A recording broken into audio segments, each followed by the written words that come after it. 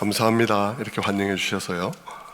어제는 간증을 갑자기 또 하게 되는 바람에 약간 두 메시지가 섞여서 약간 혼란스럽지 않았을지 염려가 됩니다. 돌아가서 생각해 보니까 제가 조금 정리해 드려야 될 부분을 정리해 드리지 못한 게 있는 것 같아서 어제 이야기를 조금 이어서 하면서 오늘 메시지를 전하도록 하겠습니다. 어제 제가 저희 막내딸에 관한 간증을 하면서 구원론에 관한 설명이 잘 된다, 잘 이해될 수 있다, 그렇게 이제 말씀을 드렸는데, 특별히 구원론 중에서도 죄 사함으로만 설명될 경우에 과거의 죄 용서받았고 현재의 죄 용서받았고 미래의 죄도 용서받았다는 말이 감사하긴 한데 이해가 잘 안 된다. 짓지도 않은 죄를 용서부터 받았다는 것이 말이 되냐 하는 이 부분이 제가 마무리 지으면서 잘 연결시키고 끝내지를 못한 것 같아요, 시간 때문에. 그래서 이제 그렇게 우리가 교회에서 설명을 들을 때 당신의 과거의 죄, 현재의 죄, 미래의 죄를 용서받습니다 라고 말할 때 죄사함으로만 이해하면 논리적으로 그 말이 안 되는 거기 때문에 이해하기가 조금 어렵죠. 근데 그 문제가 하나님께서는 구원론을 죄사함만 아니라 자녀 삼음으로도 설명하고 있기 때문에 그쪽으로 잠깐 옮겨서 생각해 보면 이해가 되는 것입니다. 제가 어저께 간증하면서 하나님 앞에 아이를 이제 데리러 가기 전에 하나님, 이 아이를 있는 그대로 무슨 문제가 있든지 그 문제와 함께 받겠습니다 라고 제가 기도했다 그랬죠. 바로 거기에 포인트가 있는 것이죠. 한 사람을 자녀로 받을 때 입양 같은 경우에 우리를 양자 삼으셨잖아요. 하나님께서 입양할 때 이 아이가 과거에 누구의 자녀였든지 누가 그를 낳았든지 또는 과거에 어떤 일들이 있었든지 상관없이 자녀로 받는 것이죠. 이 자녀의 마음속에는 아직까지 나의 완전한 자녀답게 살아가기에는 어쩌면 상처가 너무 많을 수 있어요. 너무 많은 상처를 안고 있기 때문에 그 많은 상처가 어떤 방식으로든지 표출될 수밖에 없을 것이라고요. 그런데 자녀 삼음이란 것은 그것을 함께 받는 거란 말입니다. 그러면 이 자녀 삼음 속에서 어떤 일이 일어난 것입니까? 이 사람의 과거를 받아들였습니다. 그리고 이 아이의 현재를 받아들였습니다. 그리고 이 아이의 미래, 그 포텐셜을 다 받아들였습니다. 그가 잘할 수 있는 것뿐만 아니라 어떤 못할 수 있는 것까지 다 받아들인 것이죠. 그래서 자녀됨을 통해서 이해하면 당신의 과거의 죄, 현재의 죄, 미래의 죄가 용서받았다는 말이 이해가 되어져요. 그런데 죄사함으로만 이해를 하면 미래의 죄도 용서받았다는데 그럼 내가 도덕적인 삶을 살 필요가 있나? 안 살아도 된다는데 그게 입양으로 오면 그 얘기가 말이 안 돼 버린다는 것이죠. 우리 아이가 어릴 때 친구들이 도둑질 하라 그럴 때 나는 안 할 거야. 나는 우리 부모님을 부끄럽게 하는 일은 안 할 거야 라고 말할 때 그 아이의 마음속에 그 일을 하지 않으려는 마음이 왜 있냐는 것입니다. 자녀 삼아주신 그 은혜가 너무 감사해서 안 하게 됐다 하는 것이죠. 그것처럼 마음대로 이제는 살아도 되겠네, 이 말은 입양으로 옮겨오면 말이 안 돼버리는 것이죠. 그래서 사도 바울도 그런즉 우리가 무슨 말을 하리요?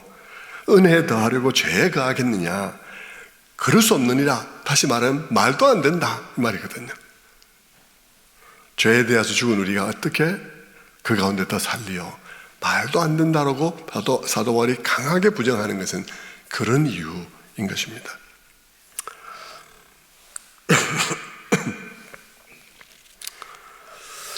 그리고 그것을 이해하게 되면 요즘 어떤 일부 신학자들이 그런 얘기하는 분들이 있는데, 하도 이제 성도님들이 우리를 의롭게 받았다 그러니까 성도님들이 죄 사함 받았다, 미래에서도 용서받았다, 이게 우리에게 부도덕한 삶을, 비윤리적인 삶을 조장하는 것처럼 보이기 때문에 이래서는 안 되겠다 해서 신학자들 가운데 일부 그런 얘기를 하는 사람이 있습니다. 유보적 칭의론이라는 것을 주장하는 분들이 있습니다. 유보적 칭의론. 그러니까 칭의, 의롭다 하심을 받았는데 그러나 이것은 임시적인 것이고 확정해서 알 수 있는 건 나중에 죽고 난 다음에 알 수 있다. 주님 오실 때 알 수 있다. 이렇게 이제 수정하려는 경향들이 있어요. 왜냐하면 그렇게 하는 마음도 이해는 됩니다. 왜냐하면 성도들이 미래세도 용서받았다 그러니까 도덕적인 삶을 안 살아버리고 기독교인들이 다 하나님께서 우리를 의롭다 하셨다 그러니까 나는 천국 간다 그러면서 부도덕한 삶을 살아버리니까 그러니까 이건 안 되겠다. 신학을 수정해야 되겠다. 이렇게 생각을 하는 것이죠. 그러나 거기에 대해서도 여러분 입양이라는 것을 가지고 이해하면 이게 말이 안 된다는 사실을 알 수 있습니다. 여러분 입양한 부모 중에서 제일 나쁜 부모가 뭐겠습니까? 제일 나쁜 부모가요. 자녀에게 너 잘하는 거 안 하는 거 보고 너 나중에 진짜 우리 자녀가 될지 안 될지 결정할 거야 하고 자녀가 됐다가 내일 또 자녀가 안 됐다가 그 다음 또 자녀 됐다가 그 다음 날 또 자녀가 안 되는 일이 있다면 그 부모가 제일 악질적인 부모가 될 수 있는 것이죠. 하나님을 그런 부모로 만들 수 없는 거예요.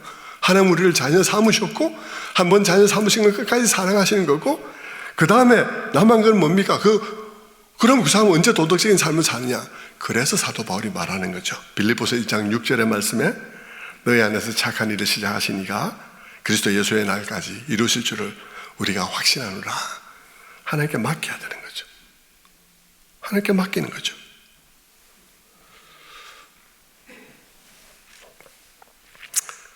그렇게 저는 약간 보충해 드리고 싶어요. 어제 얘기에다 보충해서.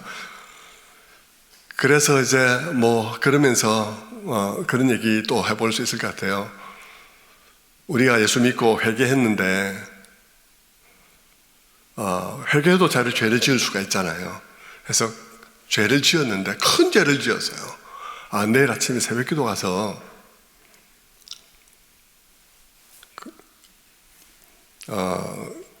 회개해야 되겠다, 참회를 해야 되겠다 생각을 했는데 오늘 밤에 죽었다. 그럼 이거 어떻게 되냐? 내일 아침에 회개하려고 했는데 이 작은 죄가 아니라 큰 죄다. 이런 생각도 할 수 있죠. 죄사함으로만 이해하면 이게 참 애매하죠. 예. 그러나 여러분 자녀됨으로 이해하면요, 그거는 자녀가 잘못할 수도 있잖아요. 자녀는 잘한 만큼만 자녀가 아닙니다. 못해도 자녀예요. 저는 입양에 대해서 이걸 이해하고 난 다음에 제가 많이 드렸던 기도는요, 주일날 교회 왔을 때 제가 예배를 인도하지 못할 마음일 때들이 있습니다. 왜냐하면 우리 아이도 나름대로 잘하려고는 하지만 본인이 가지고 있는 문제가 있기 때문에 막 여러 가지 아프기도 하고 막 견딜 수 없는 힘든 일들도 일어나거든요.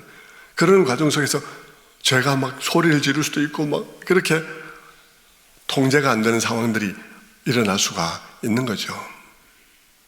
그러면 주님 앞에 나와서 예배를 인도하려 할 때 머리를 숙이면 저의 잘못했던 일, 부족한 일들이 생각이 나면서 예배드리기가 어려운 그런 마음이 들 때가 있습니다.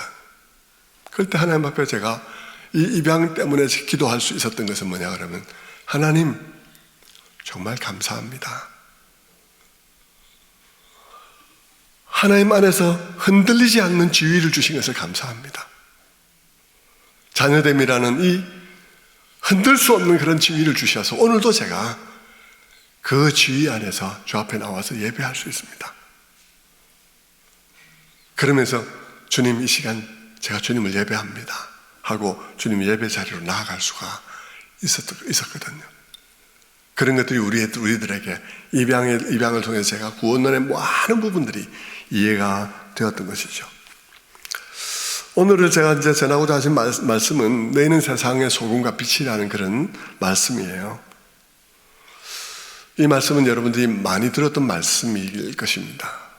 근데 조금 각도를 달리해서 말씀을 나누고자 해요. 너희는 세상의 소금과 빛이라는 이 말씀은 한마디로 그리스도인의 정체성에 관한 말씀입니다.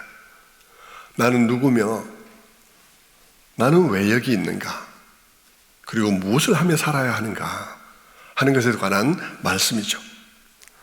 그것이 우리가 누구인지에 관한 말씀이니까 우리가 잘 들어야 할 그런 말씀이에요. 그렇다면 여러분, 빛과 소금으로 사는 삶은 한마디로 말하면 어떻게 사는 삶을 말하는 것일까요? 그것을 한마디로 말하면 다르게 사는 삶입니다. 세상과 다르게 사는 삶.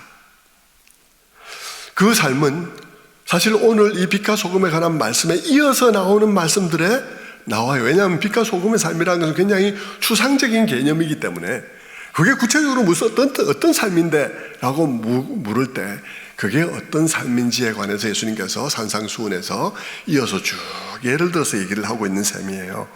그 삶은 어떤 삶이냐 그러면 누가 너더러 오리만 같이 가줄 수 있냐고 물었거든. 십리를 같이 가주라. 누가 너 오른뺨을 때리거든 왼뺨도 돌려대라. 누가 너에게 속옷을 달라 하거든 겉옷도 함께 주라 하는 이런 종류의 삶이거든요. 우리 그리스도인들은 이 세상에서 다르게 사는 삶을 위해서 부름받은 자들입니다. 주님은 우리를 어떤 목적 때문에 부르셨어요. 제사장 나라가 되기 위해서 부르셨다고 구약에서는 말을 하죠. 주님은 우리를 어떤 목적 때문에 부르셨는데 그 우리를 부르신 목적이 어떨 때 이루어지느냐 라고 묻는다면 우리가 다른 삶을 살 때 그 목적이 이루어지는 거예요. 우리가 다르게 사는 그 삶을 통해서 우리를 부르신 목적이 이루어지게 돼 있다고요. 물론 다르게 산다고 해서 우리가 나는 돈에 아무 관심이 없어 이렇게 사는 것 의미하는 게 아닙니다. 그러면 위선자죠. 나는 돈에 관심 없다 이게 아니라 돈을 벌 때 다르게 버는 것이죠. 결혼 안 한다는 것 아니고요.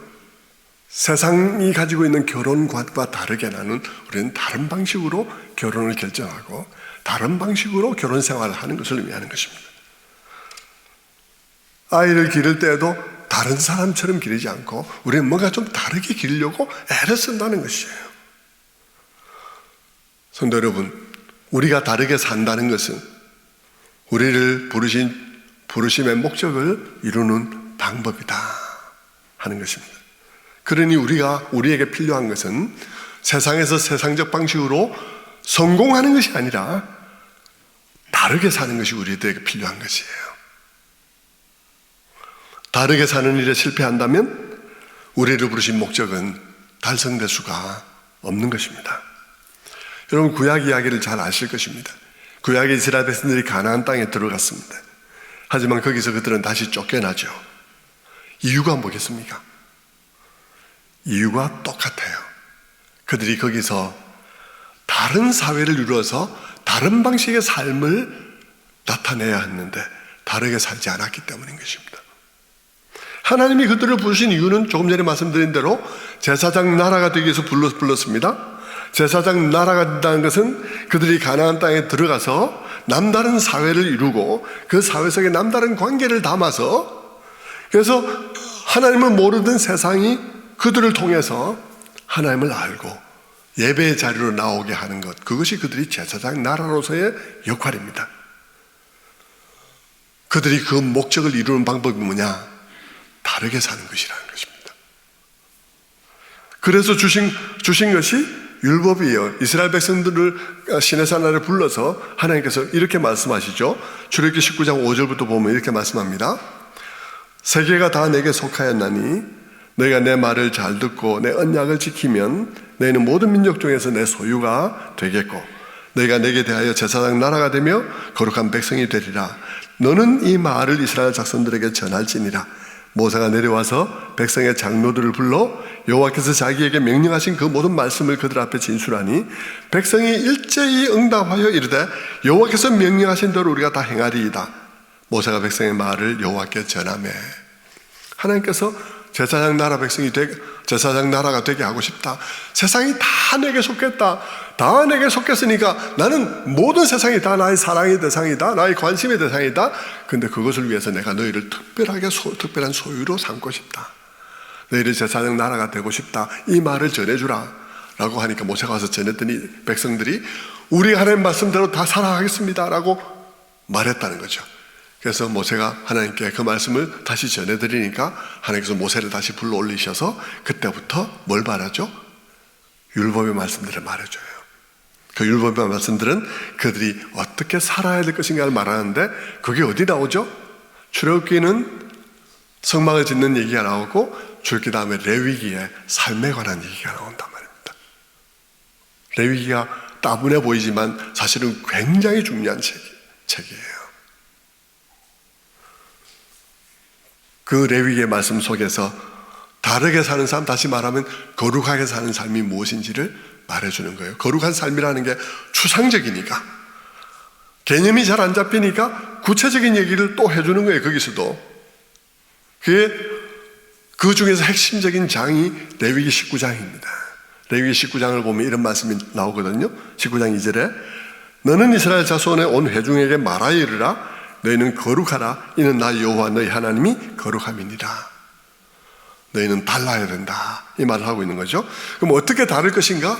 거기서도 또 다른 삶이 무엇인지를 쭉 설명을 해요. 예를 들어서 그것이 쭉 많이 나오는데 대표적인 말씀을 들면 레위기 19장 9절이에요. 이렇게 말씀합니다. 너희가 너희 땅에서 곡식을 거둘 때에 너는 밭 모퉁이까지 다 거두지 말고 내 떨어진 이삭도 줍지 말고 내 포도원의 열매를 다 따지 말며 내 포도원에 떨어진 열매도 줍지 말고 가나안 사람과 거류민을 위하여 버려두라. 나는 너의 하나님 여호와니라. 그러면서 그 뒤에 13절에는 품꾼의 삭슬 밤새도록 네게 두지 마라. 줘야 할 그런 봉급을 미루고 네가 가지고 있지 마라. 그 다음에 13절에는 맹인 앞에 장애물을 놓지 마라. 맹인 앞에 장애물을 놓지 마라. 그렇게 14절에 말씀하죠. 그것을 예를 들어서 이렇게 다른 삶을 살아라. 구체적으로 말하면 이런 삶이다라고 말한 것입니다. 이게 이제 구약에서 한 말씀인데요. 그런데 오늘 우리가 읽은 말씀, 산상수훈에 우리가 읽은 말씀이 있는데 그 말씀도 사실상 동일한 말씀이에요. 다 다르게 살아라는 말씀인 것입니다. 아주 중요한 차이가 있다면 이것입니다. 이 구약에서 말한 그 말씀과 레위기의 말씀과 그리고 이 산상수훈에서 예수님이 하신 이 말씀의 중요한 차이는 뭐냐 그러면요, 구약의 그 말씀, 품꾼의 삭슬 내려지까지 네게 두지 말라 하는 이런 종류의 말씀들은 모세가 시내산에 올라가서 하나님께 듣고 와서 전해준 말씀이에요. 근데 신약의 이 말씀은 모세에게 말씀하셨던 그분이 내려와서 직접 말씀하셨어요. 그분이 내려와서 산에서 말씀하셨어요. 산에서 말씀하셨던 그분이 내려오셔서 말한 거예요, 직접. 예수께서 산에 올라가 앉으시니 제자들이 나온지라 입을 열어 가르쳐 가라사대. 산에 올라가서 앉아서 가르치는 모습으로 성경에 기록된 이유가 그것이에요. 시내산에서 말씀하신 그분이 내려와서 우리 동네 산에 올라오셔서 거기서 말씀하셨다. 근데 그분이 말씀하신 말씀이 똑같은 말씀이라고요. 정체성에 관한 표현만 달라요. 하나는 제사장 나라가 되게 하겠다고 말했고 하나는 빛이요 소금이다. 소금답게 살아라 라고 말씀하신 것입니다.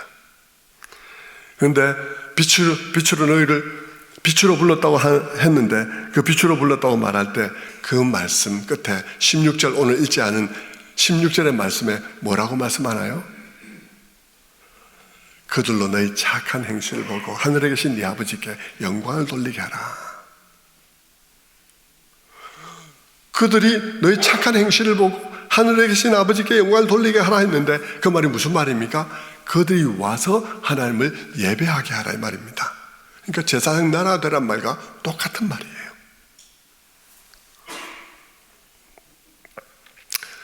그런데 똑같은 이야기를 주님께서는 왜 빛이라 하고 왜 소금이라 했을까? 아까도 제가 구원론을 말할 때 이렇게 말하고 저렇게 말하고 저렇게 말한 것은 다 서로 보완적인 설명이 되기 때문이라고 말씀드렸는데요. 제사장 나라라고 한 표현도 그 나름대로 표현하려는 의미가 있고 또 빛이라는 것도 그렇고 소금이라는 것도 그래요.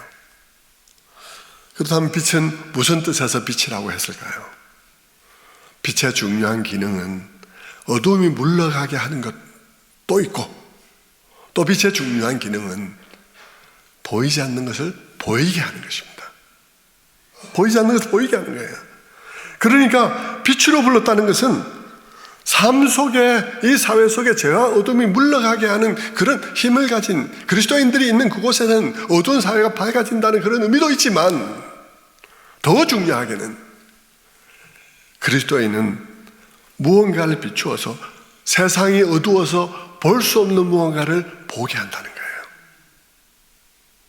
무엇을 세상이 못 보고 있을까요? 세상은 죄가 무엇인지, 참된 선이 무엇인지를 모르고요. 무엇보다도 세상은 하나님을 볼 수가 없습니다. 그런데 그리스도인들이 그 하나님을 보게 한다는 것입니다. 뭘 통해서요? 그들의 남다른 삶을 통해서라는 것입니다. 너희 착한 행실을 보고 아버지께 영광을 돌리게 하라, 그렇게 말씀했죠? 여기서 영광을 돌리게 한다는 것은 예배하게 하라 이 말인데요, 너희 착한 행실을 보고라고 했습니다. 그 착한 행실은 어떤 것일까요? 여기서 착한 행실은 우리가 그냥 일상적으로 평범하게 제가 참 착해 라고 말하는 그런 정도의 의미가 아니에요. 그런 의미를 가지는 게 아니고, 여기서 착한 행실, 선한 행실이라는 것은 아버지만 선하다, 하나님만 선하다 그러지 않습니까? 성경에요. 선한 행실이라는 것은 하나님을 닮은 행실, 하나님을 닮아가다 보니까 세상과 달라진 삶의 방식을 의미하는 것입니다. 하나님을 알고 그분의 특별한 사랑과 구원을 경험하다 보니까, 그분이 날 사랑한 사랑의 그 방식을 묵상하다 보니까 내게서 나오게 된 삶, 그것을 착한 행실이라고 말하는 것이죠. 세상은 다 이렇게 사는데 우리는 이렇게 살아갈 때 우리가 다르게 사니까 세상 사람들이 와서 보는 거예요. 봐야 되는 게 정상이란 것이죠. 세상 사람들이 와서 보는 거예요. 왜 저 사람들은 저렇게 다양한 사람들이 모였는데 싸우지 않을까? 가난한 사람, 부자, 잘 배운 사람, 배우지 못한 사람, 권력자, 권력 없는 사람, 저들 가운데는 외국인도 있어, 혼혈인도 있어. 저는 지금 유학생 교회를 다니고 있는데요, 성균관대 앞에 유학생 교회를 다니고 있는데, 그 교회는 각종 나라 사람들이 와 있거든요. 어떤 교회는 가서 보면 저기 이란인도 있어, 미국인도 있어. 세상에는 작은 차이가 다 편견을 만들어내고, 작은 차이가 다툼을 만들어내며, 작은 이해관계가 전쟁을 만들어내는데 저들은 왜 싸우지 않는 걸까? 저들은 왜 미국인이 이란인을 돌보고 이란인이 왜 미국인을 돌보는 그런 방식으로 사람들 살아가는 걸까? 그들이 와서 보게 돼 있다는 것이죠. 그러면서 조폭도 같이 있네. 저게 대학 교수도 있는데 조폭도 있고, 조폭 출신하고 대학 교수가 친구야 저기서. 이해가 안 되는 것이죠. 사실 우리 교회도 참 정말 차이들이 많이 나거든요. 우리 교회 성도님들이에요. 그런데 친구예요. 그들이 와서 들여다보는 것입니다. 저들은 왜 다를까 하고 들여다보니까 뭘 보게 되냐 그러면요, 그들이 다 이상하게 한 가지 공통된 특징이 있는데 무언가를 열심히 섬기는 거예요. 보이지도 않는데 아버지 하면서 누군가를 섬기고 있는 거예요. 그리고 참 이상한 사람들이네 하고 들여다보니까 이들의 이 모든 다름이 어디서 시작됐나 하니까 그들이 섬기는 신의 다름에서, 그 신이 너무나 다른 데서 이 모든 다름이 시작됐다는 사실을 보게 되는 거예요. 세상의 다른 신들은 다 심술궂고 무섭고 욕심 많고, 그래서 구슬해도 막 더 비싼 구슬을 하라 그러고, 걸핏하면 앙화를 입게 될까봐 두려워서 떨고, 그래서 그리고 막 팔을 비틀어야 들어줄 것처럼 안 들어주려고 그래서 막 중언부언하면서 막 팔을 비틀고 그래야 되는데, 이 신은 중언부언 하지 마라 그러고 내가 다 안다 그러고, 그럴 뿐만 아니라 이들이 믿는 신은 희생을 요구하기보다 신이 자기가 희생을 했어요. 자기가 이 사람들을 위해서 희생하는데 자기의 아들을 제물로 내어줬다는 거예요. 웬 세상에 듣다 무슨 이런 이야기를 듣게 됩니까? 세상에 신을 위해서 자식을 바쳤다는 얘기는 들어도, 신을 위해서 인신을 공양했다는 얘기는 들어도, 신이 자기 아들을 사람을 위해서 제물로 내어줬다는 얘기는 듣도 보도 못하는데 저들에게 가니까 그들의 신은 자기들을 위해서 아들을 내어줬다는 것입니다. 다른 종교의 사람들은 지성이면 감천이라고, 내가 지극한 정성을 하면 하늘도 감동한다고 하늘을 감동시키려고 막 난리를 피는데, 여기는 가니까 하늘이 사람을 감동시키려고, 하늘이 사람을 감동시키려고 막 온갖 안 한 게 없어.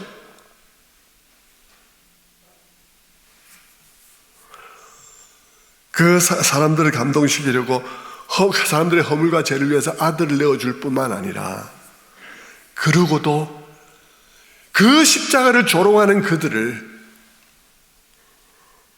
인내로서 기다리는 그런 하나님 신이 들어간 거죠. 그 과정 속에서 사람들로부터 받은 상처는 다 자기가 끌어안고, 그리고도 돌아오기만을 기다리고 있는 신이라고 하더라는 거죠. 너무 다른 거예요. 그 신에 대해서 얘기를 들으니까 모든 면에서 너무 다른 거예요. 다른 신들은 나만을 섬기라 그러면 내가 너를 잘 먹고 잘 살게 해줄게, 그렇게 말하는데, 이 신은 뭐라 그러냐 그러면, 야, 그렇게 제사만 열심히 하지 말고 나 닮은 삶을 살아라. 그리고 니만 복 받으려 하지 말고 네가 가서 복이 되라. 저희 교회에 계속한 표어가 그거거든요. 가서 복이 되어라 거든요. 하나님, 이 신이 그 사람들에게 너만 복 줄게, 내한테 제사만 지내면 너만 복 줄게 하는 것이 아니라, 아니야, 너 나처럼 살아. 그리고 넌 가서 딴 사람에게 복이 돼. 이 삶이 없으면 제사 드리지 마. 이렇게 말하는 정말 놀라운 신인 거예요. 듣도 보도 못한.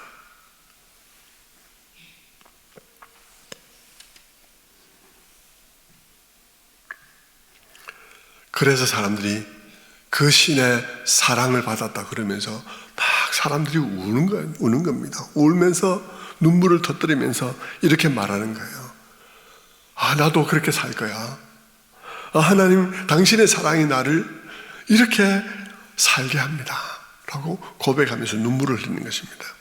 마치 어제 저녁에 제가 입양을 결정하고는 거기서 기도하다가 하나님의 마음을 받고는 눈물을 흘리면서 그 일을 기쁘게 감당하고, 그 일에 많은 어려움도 있지만, 그러나 그 모든 과정들이 하나님이 나를 사랑하신 그 모든 사랑의 과정이라는 사실을 오버랩시켜서 보면서, 그분의 그 모든 사랑이 내게 능력이 되어서 그 일들을 감당해가는 그런 삶을 살아가는 것처럼 사람들이 그렇게 살아가고 있는 거예요.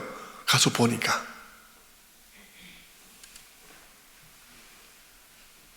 그러다 보니 그 사람들이 이들을 보면서 무슨 생각을 하겠습니까? 이 모든 다름이, 이 모든 차이가 신의 다름에서 시작됐다는 사실을 알게 되는 순간 그들이 어떻게 하겠습니까? 나도 교회 다니고 싶어. 나도 교회 가고 싶어. 라는 생각하지 않겠습니까? 하나님께서는 교회 가운데 이 교회가 담기기를 원하는 거예요. 하나님은 교회 가운데 이 교회가 담기기를 원해요. 그래서 하나님은 우리에게 빛이 되기를 원하시는 것입니다. 성도 여러분, 오늘날 교회에는 교회가 담겨 있지 않을 때가 많아요.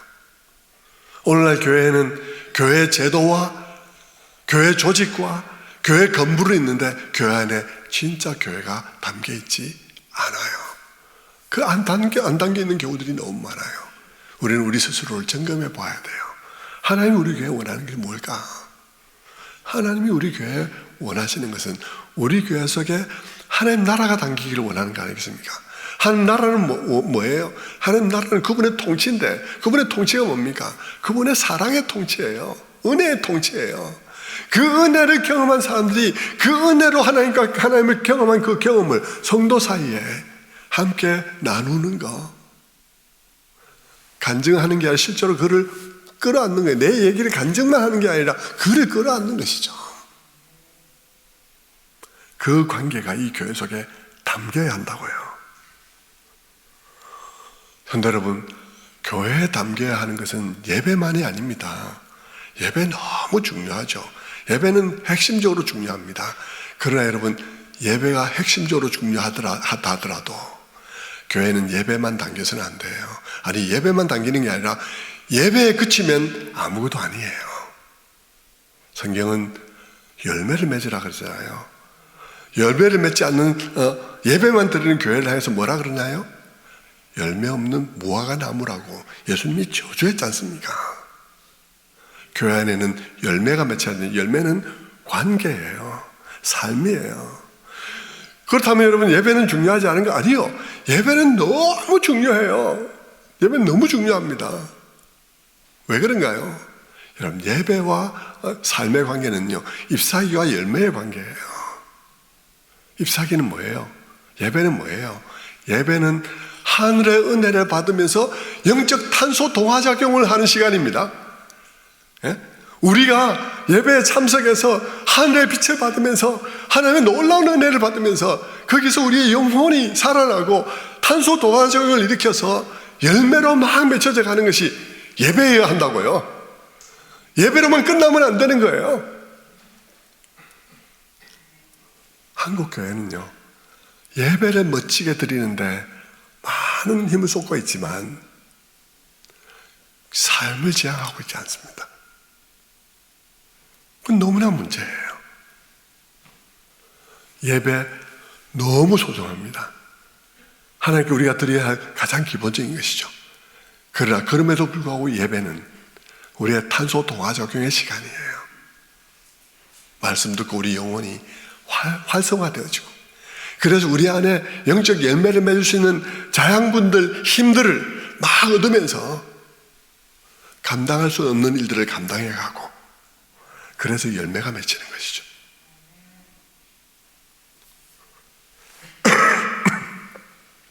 그렇다면 여러분, 주님이 우리를 소금이라고 한 것은 또 어떤 의미를 담고 있겠습니까?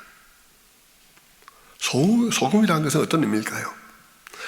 소금은 물론 여러 기능이 있죠. 부패를 지연시키는 방부제로도 쓰입니다. 방부제의 기능을 가지고 있죠. 그럼에도 불구하고요, 소금의 가장 기본적인 기능은요, 어디나 공통적인 것은요, 맛을 내는 것입니다. 소금은 맛을 내는 거예요. 생선을 이렇게 소금에 절여서 부패하지 않게 하지 않나. 생선이 있는 동네는 그렇지만 전 세계적으로 다 생선이 있는 건 아니거든요. 소금의 가장 기본적인 기능은 맛을 내는 것입니다. 소금이 음식에 적절하게 들어가면 음식이 굉장히 맛이 납니다. 소금이 들어가지 않으면 음식이 맛이 없죠. 그리스도인들은 세상에서 소금과 같은 존재여야 한다는 것입니다. 그렇다면 소금의 맛이라고 하는 그 맛은 뭘까요? 그 맛도 동일하게 남다른 삶이에요. 똑같아요. 남다른 삶이 소금의 맛입니다. 그런데 그 남다른 삶을 가지고 하는 기능이 다른 거죠. 소금이라고 한 것은 또 다른 일면을 보여주기 위한 거예요. 남다른 삶이 가지는 또 다른 일면.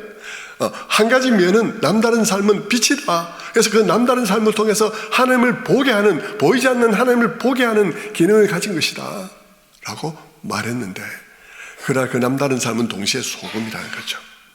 그럼 어떤 의미에서 소금인가? 그것은 이 세상을 살아가는 사람들 속에 정말 살맛 안 나는 삶을 사는 사람, 정말 죽을 맛인 그런 사람들이 그리스도인들 딱 만났을 때 그리스도인들이 그들에게 살맛이 되어주는 존재가 그리스도인이라는 것입니다. 하나님은 우리가 그런 존재가 되어주기를 원하시는 거예요. 오늘날도 우리가 어떤 기사를 보면 그 밑에 댓글에 그래도 아직도 세상은 살만한 것 같아요. 라고 하는 것들을 보게 되는데 바로 그런 삶 말입니다. 그리스도인이라면 우리는 누군가가 우리를 향해서 목사님, 장로님, 권사님, 집사님 때문에 제가 살았어요. 그때 정말 그때 끝났을 텐데 그때 장로님 때문에 제가 살았습니다 라고 말하는 사람이 평생에 한 명은 있어야 될 거 아니겠습니까? 그냥 자식만 잘 기르고 살면 되는 겁니까? 여러분의 삶을 한번 돌아보십시오. 여러분의 삶 가운데 누가 여러분에게 집사님, 권사님, 장로님 당신 때문에 제가 살았습니다 하고 말할 그 한 사람이 있습니까? 그 한 사람이 있게 하는 삶이 여기에 담겨야 되는 것입니다. 그 한 사람을 있게 하는 삶, 그게 여기에 담겨야 돼요.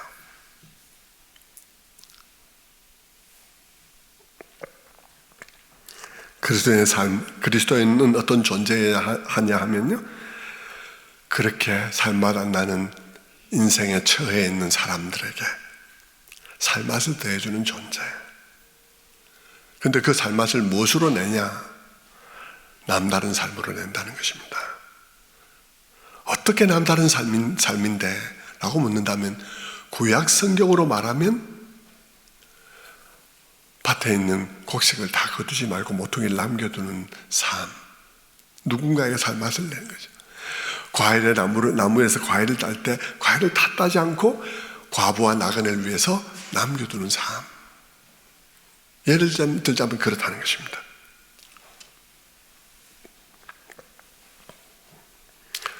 신학적인 개념에서 말하자면 주님이 마태복음 5장에서 말씀하신 것처럼 누가 오른뺨을 때리면 야, 네가 꼭 그래야만 속이 시원하겠냐?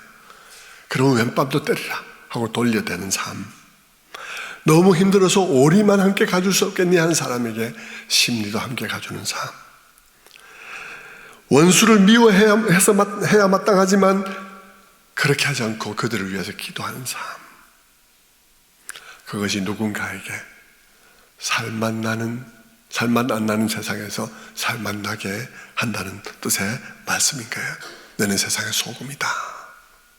소금이 그 맛을 잃으면 무엇으로 자기 하겠느냐 하는 것이죠. 그렇다면 이 삶은 어떤 사람들이 이런 삶을 살 수 있을까? 너무 엄청난 삶 같아서 누가 이런 삶 살 수 있을까 하는 생각이 드는데 어떤 사람 살 수 있을까? 와, 그 말 듣기만 해도 이거 굉장히 교양이 있는 사람, 잘 배운 사람, 그런 사람 중에서 그런 삶을 살 수 있는 사람이 나올 수 있을까? 이게 나올 수 없을 것 같은데 그런 생각을 할 수 있습니다. 그런데 그게 아니에요. 주님께서 이 말씀을 하신 그 대상들을 보십시오. 주님께서 이 말씀을 하신 그 사람들은 어부요, 세리요, 이런 그 당시에 무명의 사람들이었습니다. 교회는 늘 그랬다고요. 사도 바울도 고린도전서 1장 26절에 말합니다. 형제들아 너희를 부르심을 보라. 육체를 따라 지혜로운 자가 많지 아니하며 능한 자가 많지 아니하며 문벌이 좋은 자가 많지 아니하도다. 그랬다고요. 교회 속에. 아니 세상적으로 잘날 필요가 없는 게 세상에서 잘나가지고 빛과 소금이 되는 경우는 별로 없어요. 오히려 하나님께 영광이 안 되는 경우들도 많아요. 겸손하지 않아서. 그렇다면 여러분, 그들은 다 평범한 사람들인데 어떻게 하다가 그들은 세상에서 빛과 소금이 될 역할을 할 수 있게 되었을까요? 어떻게 하다 주님께서는 그들에게 그 말을 하게 되었을까요? 그들은 누구예요 도대체? 그들은요, 회개하라 천국에 가까웠느라는 그 복음의 말씀에 반응해서 주님 앞에 나온 사람이에요. 은혜를 체험한 사람들이에요. 어떤 은혜를 체험했을까요? 주님께서 마태복음 5장에서 말씀하십니다. 그들은 심령이 가난해짐을 경험한 사람들입니다. 자신이 정말 하나님 앞에 내어놓을 것 아무것도 없는 자들임을 깨닫고 애통하는 자가 된 사람이죠. 너무 내가 부족하고 너무 내가 내어놓을 것이 없는 존재라는 사실을 알며 하나님, 나는 이렇게 생겨 먹었습니다. 내가 뭘 할 수 있겠습니까? 하고 눈물로 애통하고 긍휼을 구하며 눈물을 흘리는 사람. 그러다가 하나님께서 그의 영혼을 만지시며 위로하심을 경험한 사람. 그래서 그 마음이 온유해진 사람. 그래서 다른 사람을 향해서 긍휼하게 됨을 경험한 사람. 나와 다른 많은 사람들과 피스메이커로 평화를 이루는 사람이 된 사람. 이렇게 그 심령의 은혜를 받아서 변화를 경험한 사람이죠. 그들을 향해서 예수님께서 말씀하신 것입니다. 바로 너희가 세상의 빛과 소금이다 라고 말한 거예요.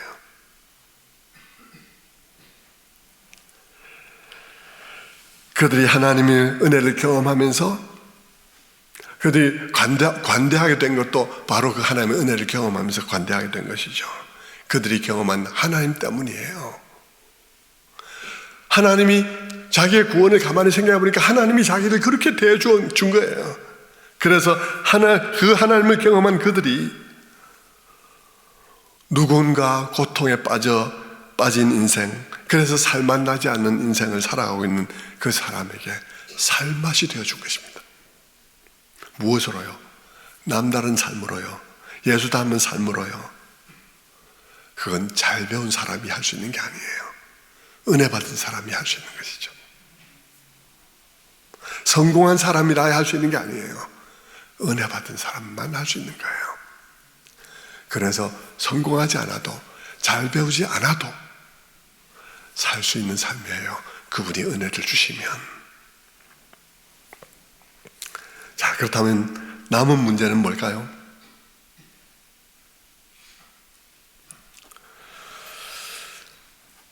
남은 문제는요, 여전히 우리에게는 큰 이 숙제가 남아있죠. 이 남다른 삶을 들여다보니까 이 삶들이 아무나 살 수 있는 삶이 아닌 거예요. 아무리 들여다봐도 이게 오른밤 때문에 왼밤을 돌려대라 그러고, 오리를 가려면 심리를 같이 가주라 그러고, 추수할 때도 밭 모퉁이를 남겨두는 정신으로 살으라고, 이 땅에 나그네와 외국인 노동자들과 탈북자와 고아와 과부를 생각하면서 살아가라. 그래서 땅에 떨어진 이삭들은 굳이 줍지 마라. 솔직히 이런 삶은 예수님만 살아갈 수 있을 것 같은 삶이에요. 우리가 된다 하더라도 엄청난 은혜를 받았을 때만 잠깐 가능할지 평생 그렇게 사는 일은 정말 어려울 것 같은 생각이 드는 거죠. 그러다 보니까 우리가 이 말씀을 읽으면 좌절감이 듭니다. 안 될 게 너무 뻔하니까. 그러면 안 될 게 너무 뻔하면 우리는 어떻게 하죠? 해석을 바꾸는 것입니다. 해석을 바꾸게 돼요. 그러면서 어떻게 말하게 되나요? 이건 우리들어 살라고 주신 말씀이 아니야. 이건 예수님만 살 수 있는 거야. 우리는 그냥 예수님께 다 맡기고 우리는 예수님만 믿으면 돼. 이렇게 하는 거죠. 그러나 여러분, 그렇게 되면 말이 안 돼요. 왜냐하면 예수님께서는 지금 우리를 빛과 소금으로 부른 것은 너희 착한 행실을 보고 하늘에 계신 아버지께 영광을 돌리라 그랬는데, 우리가 안 살라고 준 말씀이 아니야 이러면 말이 안 돼버리죠. 그렇게 말하면 우리를 부르신 목적이 성취될 수 있는 길이 없어요. 왜냐하면 우리를 부르신 목적은 우리의 남다른 삶을 통해서만 성취될 수 있게 되어 있기 때문에. 그렇다면 이 난제를 어떻게 해결할 수 있을까요? 그것은 이렇게 어려워 보이는 이 말씀이 우리에게 지금 당장 혹은 내일 당장 이루어져야 할 말씀이라고 주신 말씀은 아니라는 사실을 이해하는 것입니다. 이 말씀은 우리가 평생 달려갈 신앙의 삶의 목표점으로, 우리가 계속 성숙하고 자라가야 될 목표점으로 우리들에게 주어진 말씀이라는 사실을 이해하는 거예요. 우리에게 살지 않아도 된다는 말씀 아니고, 그럼 말이 안 돼버리니까요. 이거는 살으라고 준 말씀인데 내일 당장 이루라고 주신 말씀이 아니라 살아가는 내내 목표 삼고 달려갈 삶의 목표, 당장 되는 것은 아니지만 평생 달려갈 방향으로 우리에게 주신 말씀이란 사실을 이해하는 거죠. 아까도 이 삶은 너무 위대한 삶이어서 예수님만 살 수 있을 것 같다고 말을 했는데, 그래요, 맞아요. 그 예수님이 우리의 목표라니까요. 그 예수님이 목표잖아요. 이 삶을 예수님만 살 수 있다고 보이는 거 당연해요. 예수님이 이 삶을 사셨어요. 근데 그 예수님이 우리의 목표라니까요. 그리스도의 충만한 분량까지 자랑하는 게 우리의 목표라니까요. 그러니까 이 삶 안 살아도 된다고 말하지 말라 이 말입니다. 이 삶은 살아서 구원 얻는 말씀은 아닌데, 살아서 구원 얻으라는 말씀은 아닌데, 그렇다고 해서 안 살아도 되는 말씀이라고 말해서는 안 된다는 거예요. 그러면 기독교가 망하는 거예요. 그럼 기독교가 비윤리적인 종교가 되고 말아요. 구원은 우리 힘으로 받을 수 없으니까 값없이 은혜로 믿음으로 받는 것이지만, 우리를 그렇게 구원하신 데는 목적이 있다고요. 그 목적은 뭡니까? 남다른 삶을 살라는 거예요. 그 남다른 삶은 이런 삶이에요. 예수님이 산 삶이에요. 그분이 목표라는 거예요. 그러면 여러분, 이 엄청난 말씀을 갖고 지금 나는 어떻게 해야 되나 하는 생각을 해볼 수 있겠습니다. 당장 수준이 안 되는데 내가 지금 당장 이 말씀을 듣고는 어떻게 해야 되나? 그래서 이렇게 해야 되는 것입니다. 오늘 은혜 받은 만큼, 감동받은 만큼 내 앞에 한 걸음을 가는 것입니다. 내 앞에 한 걸음을요. 은혜 받은 그 수준에서 내가 반응하는 거예요. 안 살아도 되는 말씀이야. 그러면서 아무 반응을 안 하는 것이 아니라 은혜 받은 만큼 한 걸음 가는 거예요. 목표는 저 위에 있어요. 지금 내가 그 목표에 달성하기엔 내가 너무 수준이 안 돼요. 그런데 나는 여기 있어요. 어떻게 해야 되겠습니까? 은혜 받고 나서 보니까 내 앞에 저기 오르는데 많은 계단이 있는데 내 앞에 한 계단이 있는 거예요. 그 한 계단을 올라가는 거예요. 그러니까 우리 모두는 다요, 다른 계단 앞에 서 있는 거예요. 다른 계단 앞에 서 있을 수밖에 없잖아요. 어제까지 조폭이다가 오늘 예수님 믿은 사람하고, 어제까지 교수이다가 오늘 예수님 믿은 사람하고요, 쓰는 말부터 달라요. 오른밤을 때리고 왼밤을 돌려더라. 조폭이 되겠습니까 그게? 지금 오늘 당장 입만 열면 육두문자 나오고 막 주먹이 들들 하는데, 10대 때릴 걸 오늘 9대만 때린다, 이건 몰라도 왼밤을 돌려대라, 이게 되겠습니까? 각자 자기 앞에 한 계단을 올라가는 거예요.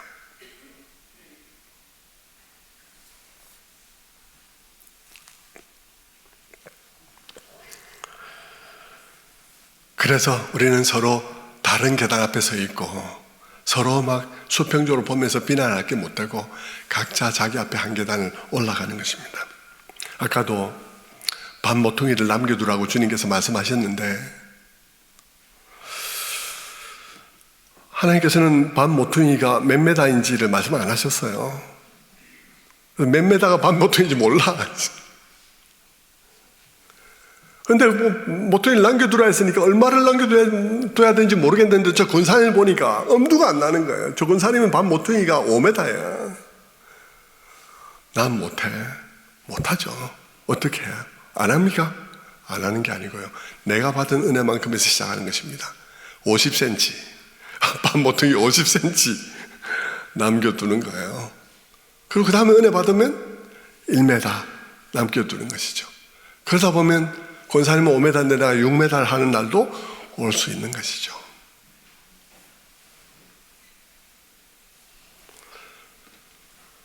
지금 당장 심리를 같이 가지지 못할 수 있습니다. 지금 당장 오리도 불가능할 수 있습니다. 안 할 것입니까? 아니요. 지금 당장 내가 오리는 못 가니까 1리라도 내가 같이 가주는 것입니다. 1리라도 함께 가주는 그런 삶으로 우리가 이 말씀에 반응을 하는 거예요. 우리가 이 말씀을 읽으면서 너무 높은 것처럼 보여서 이 말씀은 안 살아도 되는 말씀이다라고 해버리면 우리는 아무도 주님이 원하는 그 다른 삶을 살지 않게 되고, 그 남다른 삶이, 눈에 띄게 남다른 삶이 사는 날이 안 오게 돼요. 그런데 한 걸음씩 가게 되면 한참 10년이 지나면 상당히 다른 삶에 이르러 있을 수 있는 것이죠. 예수님께서도 우리들에게 수고하고 무거운 짐진 자들아 다 내게로 오라 내가 너희를 쉬게 하리라 그러면서 팡팡 놀도록만 하지는 않았습니다.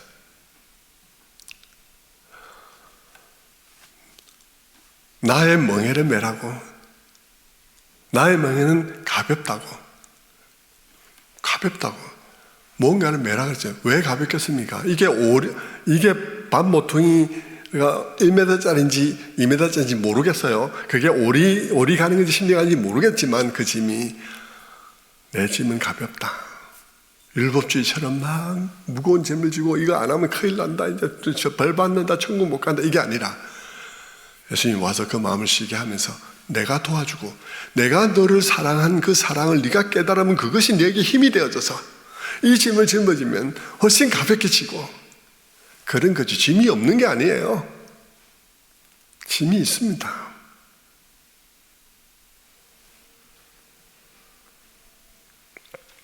그렇게 우리는 한 걸음씩 한 걸음씩 목표를 가지고 달려가는 것입니다.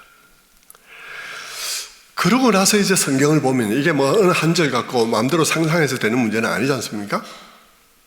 그러고 나서 성경을 읽어보면 성경에 그런 말씀을 하고 있는 게 눈에 막 띕니다.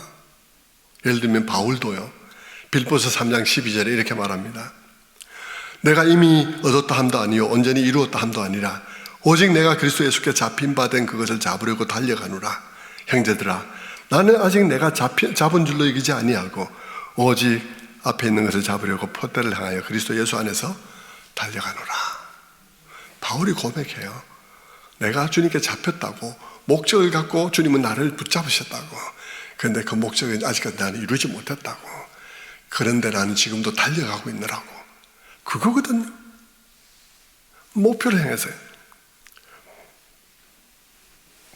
히브리서 저자도 마찬가지입니다. 히브리서 12장 1절은 이렇게 말합니다. 이러므로 모든 무거운 것과 얽매이기 쉬운 죄를 벗어버리고 인내로서 우리 앞에 당한 경주를 하며 믿음의 주요 또 온전케 하시는 예수를 바라보자.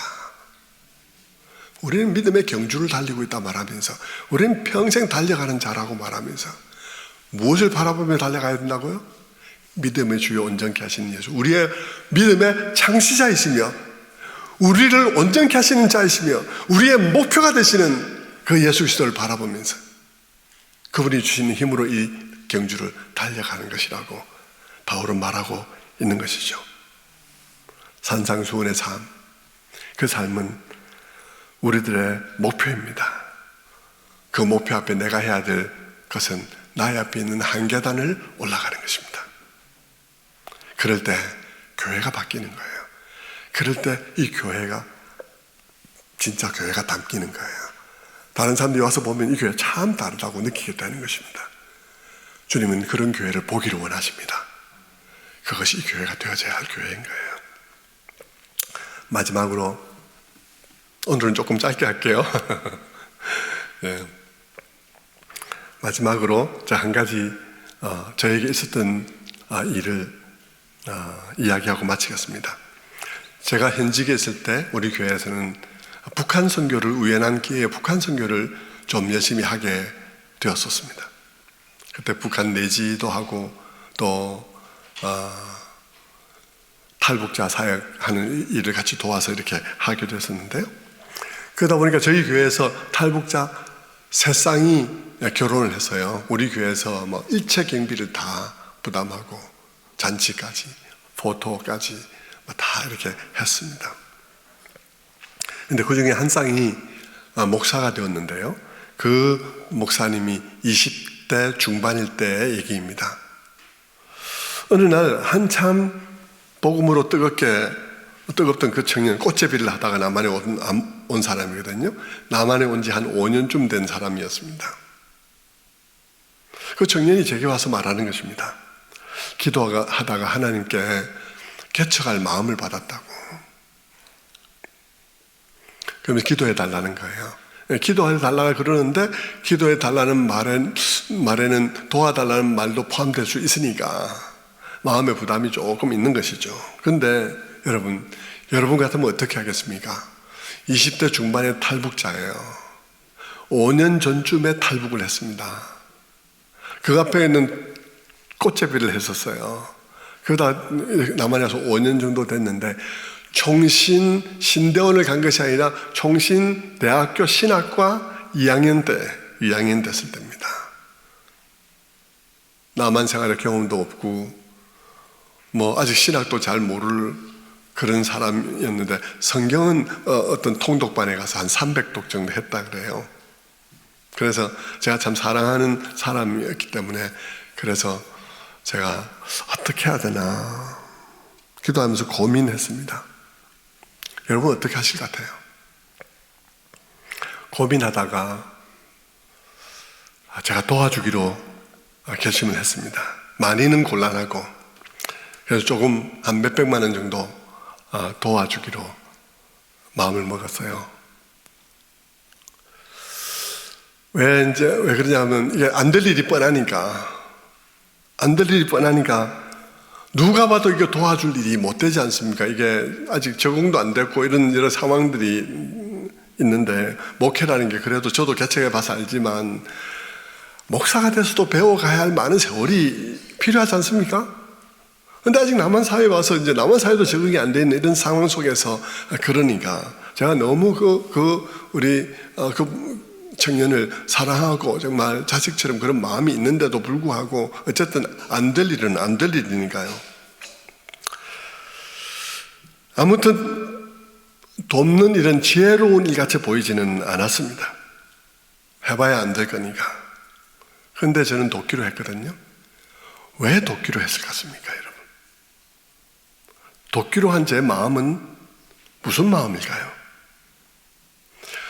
제가 그 청년을 돕기로 하면서 그 친구가 실패할 게 뻔한데 내가 왜 그 일을 하는지 그 이유를 그 청년에게 해줘야 되겠다고 생각을 했어요. 이게 안 될 게 뻔하다는 얘기를 해야 되는데 시작도 안 한 사람한테 네 안 될 거야 라는 말 하는 게 쉽지가 않잖아요. 이게 좌절하게 만드는 거니까.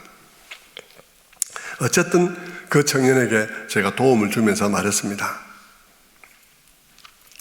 요한아, 내 말을 오해하지 말고 들어. 내가 볼 때 너는 참 지혜롭고 하나님이 너를 크게 쓰실 거라고 나는 믿어 의심치 않아. 정말로 제가 그렇게 생각했으니까요. 하지만 그럼에도 불구하고 이번에 하는 이 개척은 안 될 거야.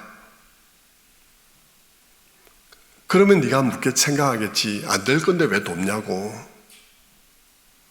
그게 너에게 굉장히 중요한 것인데 내가 너를 돕는 이유는 한 가지야. 네가 북한에서 왔잖아. 불과 몇 년 전에 네가 남한 사회를 모르잖아. 그런데 그런 남한에서 너가 한 번도 실수하지 않고 올바른 길을 갈 수 있겠니?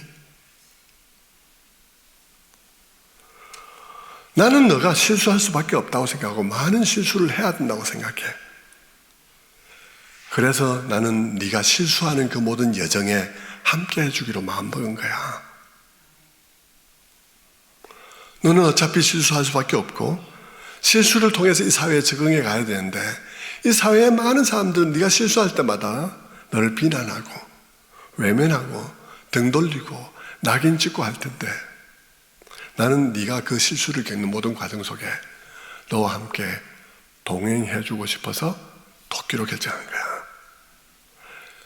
그래서 네가 이번 일이 안 될 가능성이 난 거의 전부라고 생각하는데 그 실수에서 너가 좌절하지 말고 너가 그것을 통해서 잘 배워서 다음에 진짜 너가 개척할 때 정말 목회를 또 잘할 수 있도록 준비되는 일이 되었으면 좋겠어 라고 얘기를 했습니다. 어떻게 되었을까요?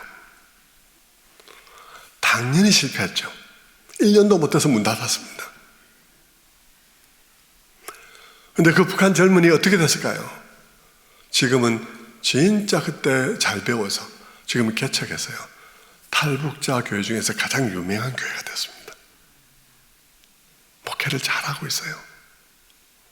근데 어떤 목회를 특별히 잘하냐 그러면 북한에서 와서 실수하기 쉬운 사람들은 실수해서 넘어져서 땅바닥에 팔쩍 주저앉은 사람들을 보듬어 주면서 일으키는 이 일들을 잘 감당하면서 많은 사람들이 감동 줘서 하나님께서 그를 통해서 일하심이 너무나 많이 보이는 대표적인 교회가 되었습니다. 그렇다면 여러분, 저는 이 일을 어떻게 그렇게 결정할 수 있었을까요? 제 혼자 할 수 있겠습니까? 교회가 조직이 있고 교회 재정이 나가야 되는데 여러분, 제 혼자 할 수 없었죠. 장로님들이 다 따라주셨기 때문이죠. 당시 저는 장로님 기도하면서 장로님들과 똑같은 얘기를 했습니다. 장로님들이 아는 요한이가 개척한다는데 안 될 거예요. 그런데 실수 한 번도 안 하고 올바른 길만 걸어갈 수 있겠습니까? 우리가 여기서 안 될 일이라고 외면하겠습니까? 우리가 이것을 그냥 허비라고 생각하지 말고 이 아이의 실수에 동의해 줍시다. 그러면 이 아이가 다음에 정말 훌륭한 목회자가 되리라고 생각해요. 우리 주님도 우리의 모든 실수에 동의해 주셨잖아요. 우리가 어떻게 해서 이 자리에 있게 되었습니까? 우리 주님이 우리와 동행해 주시고 우리 모든 실수에 함께 해주시고, 그래서 결국 우리가 지금 이 자리에 앉아 있는 거 아니겠습니까? 장로님들하고 그 얘기를 나누었습니다. 장로님들이 다 동의해 주셨어요. 그래서 그것을 지출하고 그 아이가 보기 좋게 실패하고 그렇게 했다고 합니다.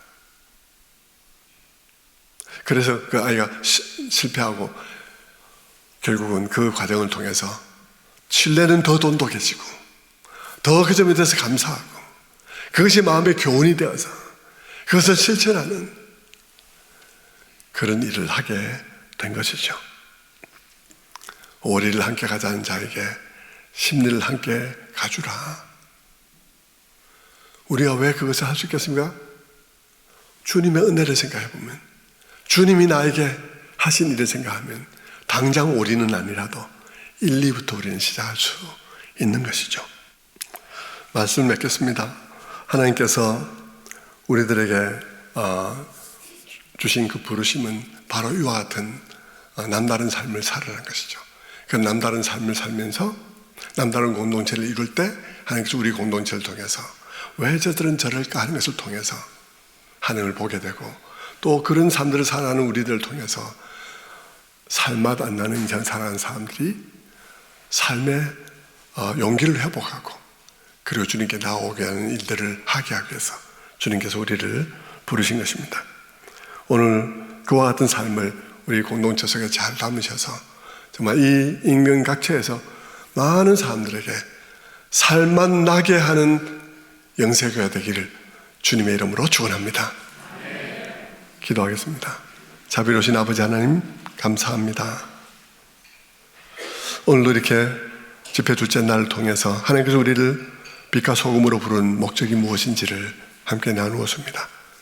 예배 드리는 일 무척 중요하지만 그 예배가 하나님의 하늘의 빛을 받아서 영적 동화작용을 일으켜서 우리들에게 남다른 삶을 만들어내는 과정이라는 사실을 이해하게 하시고, 예배 열심히 드리며 주님 깊이 만나서 우리를 사랑하신 그 하나님의 사랑의 방식에 감동되어서 우리도 남다른 삶들을 만들어내는 귀한 교회 되도록 주님 함께하여 주옵소서. 감사드렸고 예수 그리스도를 받들어 기도드리옵나이다. 아멘.